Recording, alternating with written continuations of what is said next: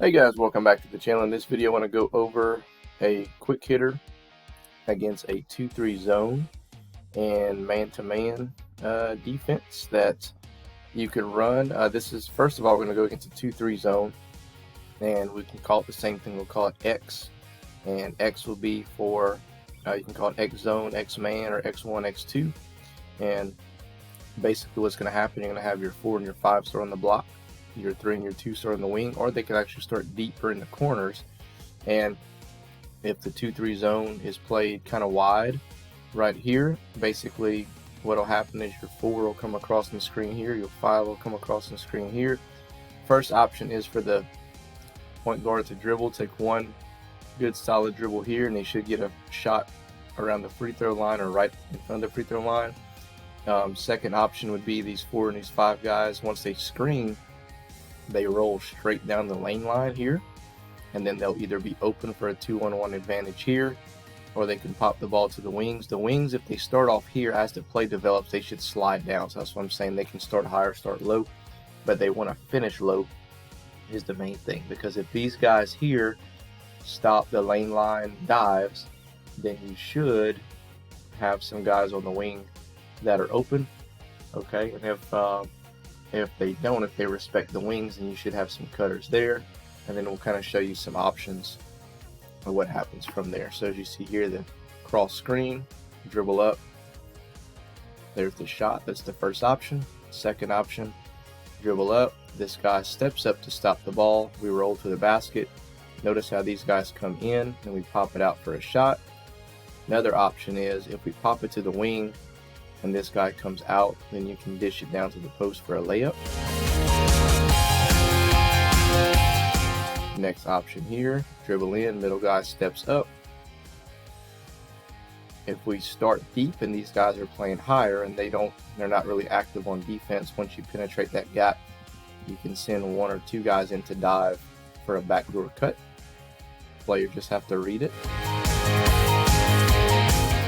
If for some, now once you run this a couple times, if the defense sucks in and said, okay, we got to close the gap, then I would just tell my guys to identify that, and then they come outside and they screen the outside. Okay, so now they're going to screen the outside, and then one's going to penetrate that gap here, and then these 2 guys, if they step up to stop the ball, your options are corner, and then I would send the opposite screener to dive down the middle, and then ball side screener to pop up.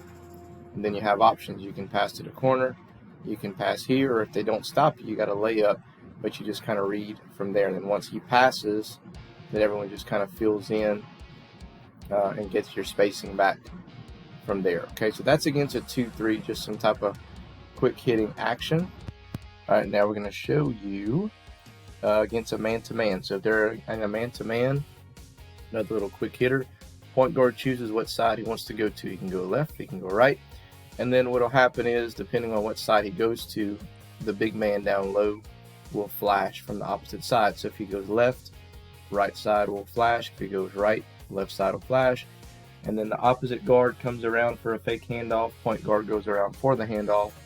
Once the opposite guard comes around, let's say 2 comes around, he ends up here, 3 dives to that corner, and then 1 comes around for a layup, and his options are to obviously go in for a layup, jump shot, or dish it off to 4.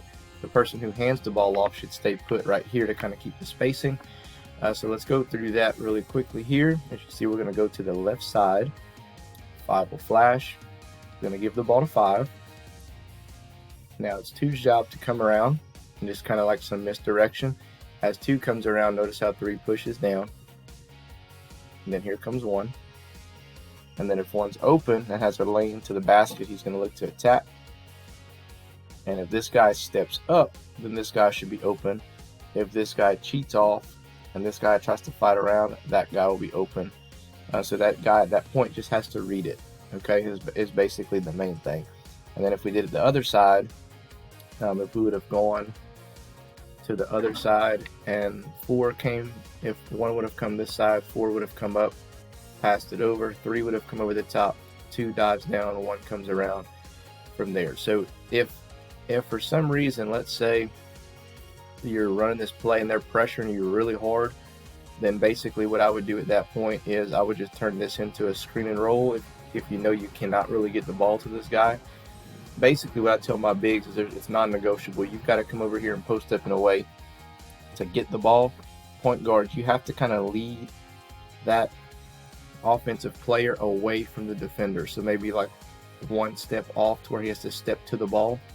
And that way, like, because this guy's probably going to be pressuring you pretty hard to try to get the ball. So you don't want to throw it right to him, because if his hands are there, you're going to get it. So bounce pass it in a way to where he has to step up to get it about right here.